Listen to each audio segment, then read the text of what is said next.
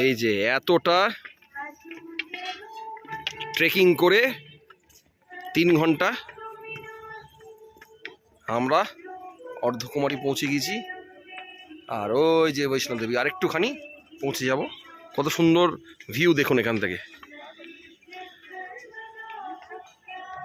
মা হাই করে দাও। অনেক কষ্ট করে আপনি চলে আসলাম।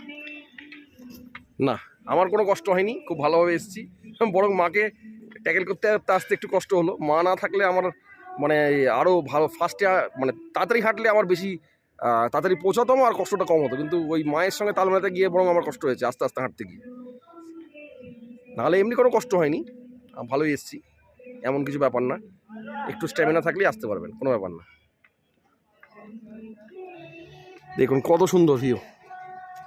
আর পূর্ণিমা মনে হয় আকাশেও, এটা অর্ধকুমারী। তারপরে ওখানে উঠে যাব বৈষ্ণোদেবী, তারপরে আবার কাটরাতে নেমে যাব।